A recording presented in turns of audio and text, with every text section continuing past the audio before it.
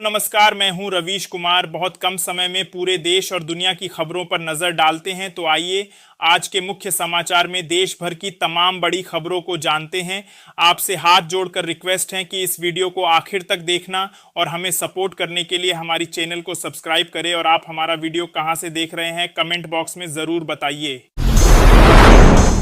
प्रधानमंत्री नरेंद्र मोदी ने बिहार चुनावी रैली में राजद पर तीखा हमला बोलते हुए आरोप लगाया कि कांग्रेस की कनपटी पर कट्टा रखकर मुख्यमंत्री का चेहरा घोषित कराया गया। साथ ही राजद पर अपहरण उद्योग चलाने और जंगल राज कायम करने का ठीकरा फोड़ते हुए मोदी ने जनता से अपील की कि बिहार को पिछली अराजकता से बचाने और विकास के लिए भाजपा सरकार को समर्थन दे। अमेरिका के टैरिफ झटके के बाद कनाडा के प्रधानमंत्री मार्क कार्नी ने कहा कि उनका देश अब एशिया पैसिफिक देशों के साथ रिश्ते मजबूत करने पर जोर देगा। उन्होंने विशेष रूप से भारत के साथ संबंध सुधारने की इच्छा जताते हुए बताया कि इंडोनेशिया, फिलीपींस, थाईलैंड और चीन जैसे देशों से भी व्यापार समझौते पर बातचीत चल रही है। साथ ही उन्होंने स्वीकार किया कि यह प्रक्रिया रातों रात नहीं होगी, लेकिन कनाडा अब एशिया पैसिफिक क्षेत्र पर अपना ध्यान केंद्रित कर रहा है। प्रधानमंत्री नरेंद्र मोदी ने पटना साहिब गुरुद्वारे में मथा टेकते हुए गुरु गोबिंद सिंह जी और माता साहिब कौर जी के पवित्र जोरे साहिब के दर्शन किए। उन्होंने इसे दिव्य अनुभव बताते हुए दिव्य गुरुचरण यात्रा में भाग लेने वालों की सराहना की। श्रद्धालुओं का अभिवादन करते हुए जो बोले सो निहाल का नारा लगाया और लोगों से पटना आकर आशीर्वाद लेने का आग्रह किया।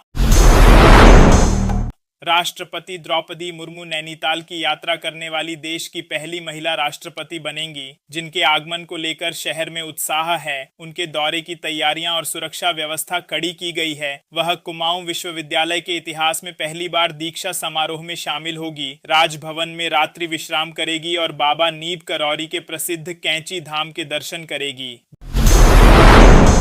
बिहार विधानसभा चुनाव में प्रचार अपने चरम पर है। पहले चरण की वोटिंग 6 नवंबर को होनी है। इसी बीच प्रधानमंत्री मोदी के कट्टा वाले बयान पर कांग्रेस अध्यक्ष मल्लिकार्जुन खड़गे ने पलटवार करते हुए कहा कि यह बयान उनके स्तर को दिखाता है। वहीं जेडीयू प्रवक्ता राजीव रंजन प्रसाद ने महिला क्रिकेट टीम को विश्व कप जीतने पर बधाई देते हुए कहा कि यह भारत माता के लिए गर्व का क्षण है। उधर आज गृह मंत्री अमित शाह, यूपी के सीएम योगी आदित्यनाथ और पूर्व सीएम अखिलेश यादव की रैलियां भी हो रही है और सभी दल अपनी अपनी जीत का दावा कर रहे हैं। हाथरस में छाई घनी धुंध से लोगों को भारी परेशानी हुई। दृश्यता घटने से वाहन चालकों को दिक्कतों का सामना करना पड़ा, जबकि धुंध के चलते आंखों में जलन और सांस लेने में तकलीफ की शिकायतें बढ़ी। डॉक्टरों ने लोगों को धुंध के दौरान चश्मा पहनने और मुंह पर मास्क लगाने की सलाह दी तथा बताया कि धूल के कण आंखों में जाने से जलन होती है। वहीं दोपहर बाद धुंध छंटने पर थोड़ी धूप दिखाई दी।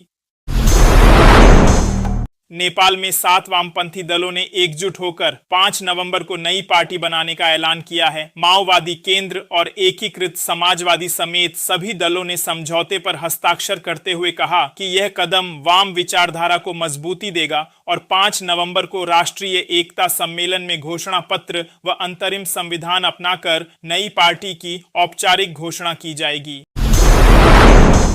बिहार चुनाव 2025 को लेकर तेजस्वी यादव ने पहली बार अपने भाई तेज प्रताप यादव के खिलाफ मोर्चा खोलते हुए कहा कि पार्टी ही उनका माई बाप है। उन्होंने कार्यकर्ताओं से निष्ठा बनाए रखने का आह्वान किया और कहा कि लालटेन का झंडा सबसे बड़ा है, इसलिए चुपचाप राजद को जिताना सबका दायित्व है, जिसे विश्लेषकों ने लालू परिवार में सत्ता संघर्ष का संकेत बताया। मुख्यमंत्री योगी आदित्यनाथ ने जनता दर्शन में फरियादियों की समस्याएं सुनकर अधिकारियों को त्वरित निस्तारण के निर्देश दिए। पीड़ितों की शिकायतों पर संज्ञान लेते हुए चोरी व जमीन कब्जे के मामलों में सख्त कार्रवाई का आश्वासन दिया। इलाज के लिए आर्थिक मदद देने की बात कही और बच्चों को चॉकलेट देकर दुलारा। साथ ही कहा कि सरकार प्रदेशवासियों की सुरक्षा और सम्मान के लिए संकल्पित है। कांग्रेस अध्यक्ष मल्लिकार्जुन खड़गे ने प्रधानमंत्री मोदी पर निशाना साधते हुए कहा कि उन्होंने झूठा बयान दिया है कि आरजेडी ने कांग्रेस से बिहार में मुख्यमंत्री का पद छीन लिया। खड़गे ने स्पष्ट किया कि कांग्रेस ने कभी किसी को बंदूक की नोक पर मुख्यमंत्री नहीं बनाया और पीएम के बयान को उनके पद की गरिमा के खिलाफ बताते हुए कहा कि वे चुनावी भाषणों में झूठ बोल रहे हैं तथा इसका जवाब वे बिहार में देंगे।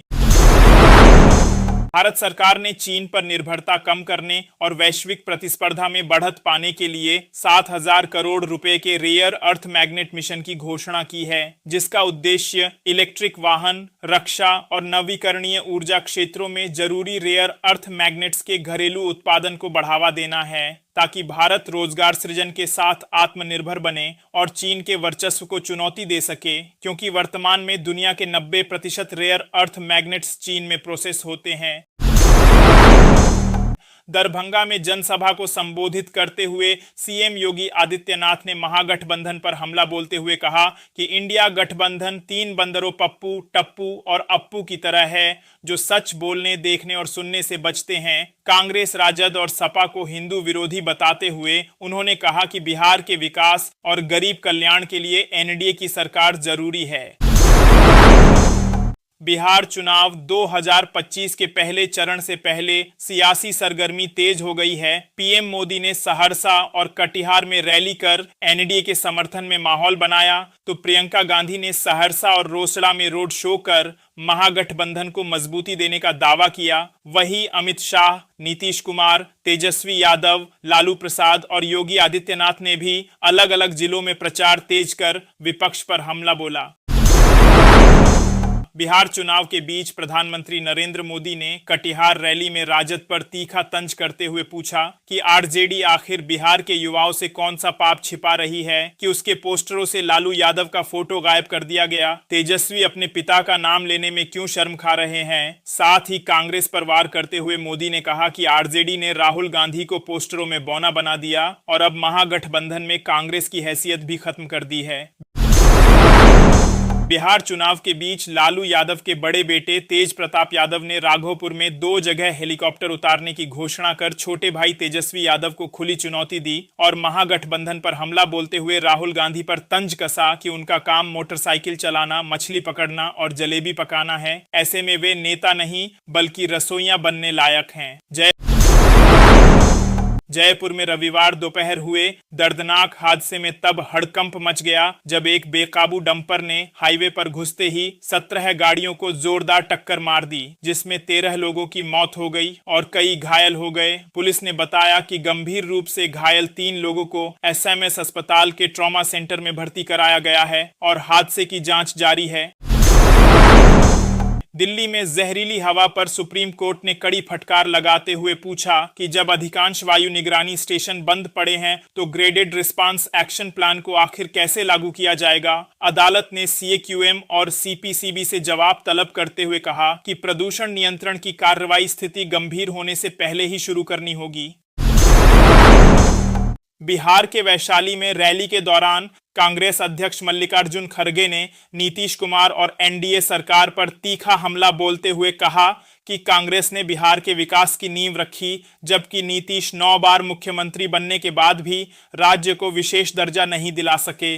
उन्होंने आरोप लगाया कि बीजेपी और जेडीयू की डबल इंजन नहीं बल्कि डबल धोखे की सरकार ने बिहार को पिछड़ा बना दिया। एजेंसियों का दुरुपयोग कर विपक्ष की आवाज दबाई जा रही है और अब जनता को अन्याय काल खत्म कर समानता व सम्मान का नया युग शुरू करना चाहिए।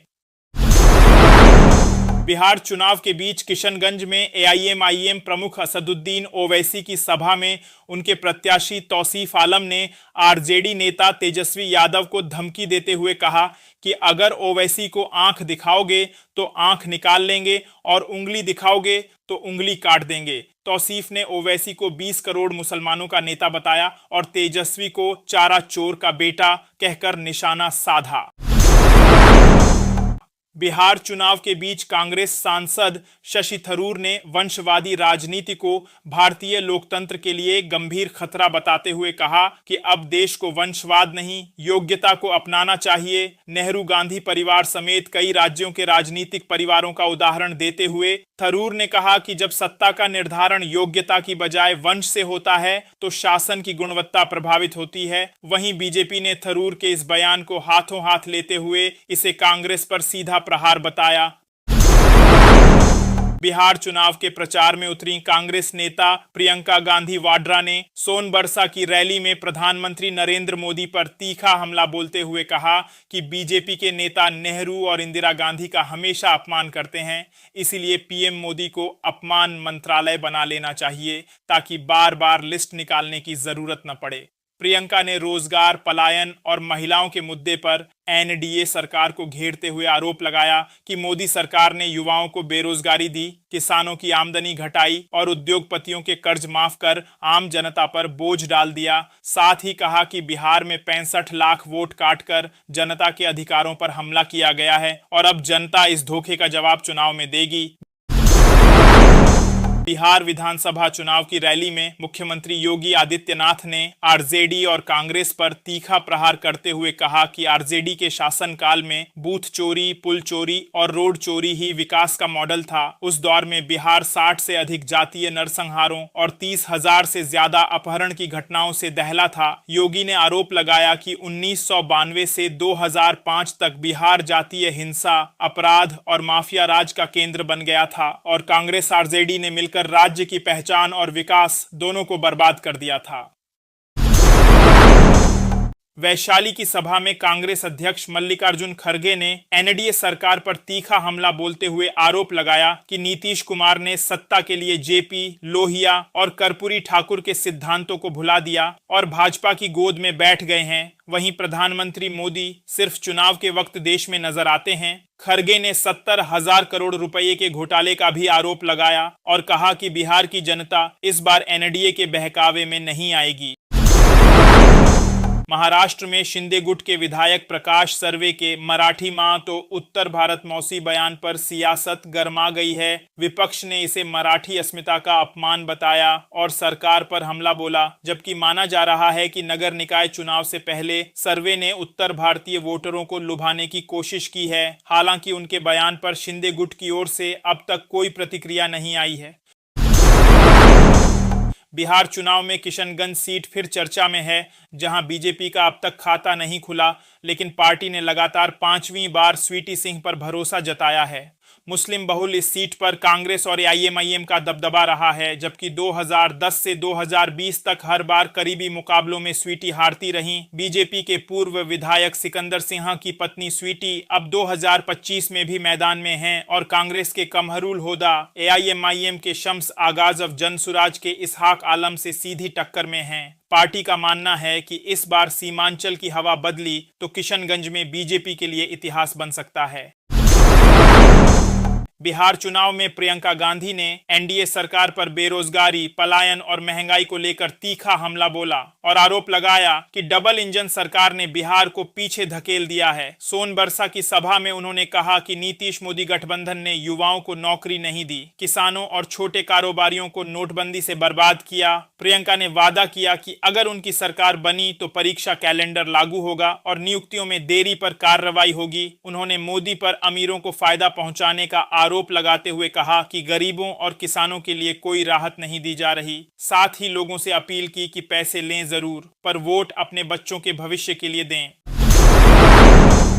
पश्चिम बंगाल में तृणमूल कांग्रेस ने विशेष गहन पुनरीक्षण को लेकर चुनाव आयोग के खिलाफ शिकायत दर्ज कर आरोप लगाया कि कुल्पी में 2003 की त्रुटिपूर्ण मतदाता सूची का उपयोग हो रहा है, जिससे निष्पक्षता पर सवाल उठे हैं। जबकि अभिषेक बनर्जी ने सभी जिलों में एसआईआर प्रक्रिया की निगरानी के लिए टीमों को निर्देश दिए हैं। भारतीय सेना प्रमुख जनरल उपेंद्र द्विवेदी ने रीवा के टीआरएस कॉलेज में छात्रों को संबोधित करते हुए कहा कि ऑपरेशन सिंदूर ने देश को एक सूत्र में जोड़ा। यह केवल सैन्य अभियान नहीं बल्कि राष्ट्रीय एकता का प्रतीक था। उन्होंने बताया कि भविष्य की चुनौतियां अस्थिरता, अनिश्चितता और जटिलता से भरी होंगी, लेकिन भारत हर परिस्थिति के लिए तैयार है और जनरेशन जेड अगर अनुशासन और तकनीक से जुड़ जाए तो देश कई युग आगे बढ़ सकता है। भागलपुर के युवक मोनू ने ट्रेन में सीट पाने के लिए पुलिस को ट्रेन में आतंकवादी और बम होने की झूठी सूचना देकर अफरा तफरी मचा दी। सूचना मिलते ही ट्रेन को अलीगढ़ में रोककर जांच की गई, लेकिन कुछ नहीं मिला। बाद में फोन ट्रेस कर इटावा में मोनू को गिरफ्तार किया गया, जहां उसने स्वीकार किया कि उसने डर फैलाकर सीट खाली कराने की साजिश रची थी। किशनगंज में चुनावी सभा के दौरान एआईएमआईएम प्रमुख असदुद्दीन ओवैसी ने तेजस्वी यादव पर निशाना साधते हुए कहा कि तेजस्वी उन्हें चरमपंथी कहते हैं तो बाबू चरमपंथी को अंग्रेजी में लिख के बताओ। ओवैसी ने तंज किया कि टोपी पहनना, हिजाब ओढ़ना और नमाज पढ़ना अगर चरमपंथ है तो बताइए कौन सा धर्म सिखा रहे हैं। साथ ही उन्होंने पीएम मोदी को बड़ा भाई और तेजस्वी को छोटा भाई बताते हुए दोनों को एक ही सिक्के के दो पहलू ठहराया और आरोप लगाया कि दोनों सीमांचल की तरक्की नहीं चाहते। भाजपा ने चुनाव आयोग से शिकायत करते हुए ममता बनर्जी सरकार पर गंभीर आरोप लगाया है कि उसने घुसपैठियों को बैकडेट वाले फर्जी दस्तावेज जारी किए हैं और कहा कि 24 जून 2025 के बाद बने जन्म, निवास, वन अधिकार और जाति प्रमाण पत्रों की जांच की जाए तथा मतदाता सूची पुनरीक्षण के दौरान इन्हें स्वीकार न किया जाए। भाजपा ने दावा किया कि फील्ड रिपोर्ट में संकेत मिले हैं कि तृणमूल सरकार ने 2020 के बाद बड़ी संख्या में ऐसे प्रमाण पत्र जारी किए हैं। बिहार चुनाव में सियासी घमासान के बीच तेज प्रताप यादव ने वैशाली की सभा में बड़ा हमला बोलते हुए कहा कि हरे झंडे वाली आरजेडी फर्जी है और असली पार्टी वही है जो जनता के दिल में है। उन्होंने आरोप लगाया कि माता पिता और भाई ने जयचंद के इशारे पर उन्हें घर और पार्टी से निकलवाया। अब महुआ की जनता ही उनके माता पिता हैं। साथ ही उन्होंने जनता से रीना चौधरी को जिताने की अपील करते हुए कहा कि पिछली बार उन्होंने मेडिकल कॉलेज दिलाया था और इस बार महुआ को जिला और इंजीनियरिंग कॉलेज देने का वादा किया। केंद्रीय गृह मंत्री अमित शाह ने बिहार की चुनावी रैली में विपक्ष पर तीखा वार करते हुए कहा कि वो बनिए का बेटा हैं और उन्हें हिसाब देना अच्छी तरह आता है। साथ ही चेतावनी दी कि अगर पाकिस्तान से गोली चलेगी तो बिहार में बने गोले से उसका जवाब दिया जाएगा। शाह ने लालू प्रसाद यादव और सोनिया गांधी पर निशाना साधते हुए कहा कि लालू अपने बेटे को मुख्यमंत्री और सोनिया अपने बेटे को प्रधानमंत्री बनाना चाहती हैं, जबकि बिहार के विकास के लिए प्रधानमंत्री नरेंद्र मोदी और मुख्यमंत्री नीतीश कुमार की जोड़ी जरूरी है। उन्होंने कहा कि चंद्रगुप्त मौर्य से लेकर आज तक बिहार हर साल बाढ़ झेलता रहा है और अब एनडीए सरकार इसका स्थायी समाधान निकालने के लिए प्रतिबद्ध है। पटना सिटी के तख्त श्री हरिमंदिर साहिब में प्रधानमंत्री नरेंद्र मोदी ने मत्था टेकते हुए रुमाला और कड़ाह प्रसाद चढ़ाया, 200 रुपए की रसीद कटाई, प्रबंधक समिति ने सम्मानित किया और गुरुओं के शस्त्रों के दर्शन कराए। वहीं बाहर समर्थकों ने जय श्री राम के नारे लगाए और पीएम ने संगतों का अभिवादन किया। दिल्ली की मुख्यमंत्री रेखा गुप्ता ने बढ़ते प्रदूषण पर सख्त रुख अपनाते हुए चेतावनी दी कि प्रदूषण नियंत्रण में कोताही बर्दाश्त नहीं होगी और लापरवाही करने वाले अफसरों पर कार्रवाई की जाएगी। उन्होंने प्रदूषण फैलाने वाले वाहनों और इकाइयों के खिलाफ सख्त कदम उठाने, कूड़ा जलाने पर रोक लगाने और प्रभावित क्षेत्रों में सफाई पानी छिड़काव बढ़ाने के निर्देश दिए। मुख्यमंत्री नायब सिंह सैनी ने महिला क्रिकेट टीम को विश्व चैंपियन बनने पर बधाई देते हुए कहा कि इस ऐतिहासिक जीत ने देश का गौरव बढ़ाया है। साथ ही रोहतक की शेफाली वर्मा की 87 रनों और 2 विकेटों वाली शानदार प्रदर्शन की विशेष तारीफ की और कहा कि बेटियां अब हर क्षेत्र में कमाल कर रही हैं।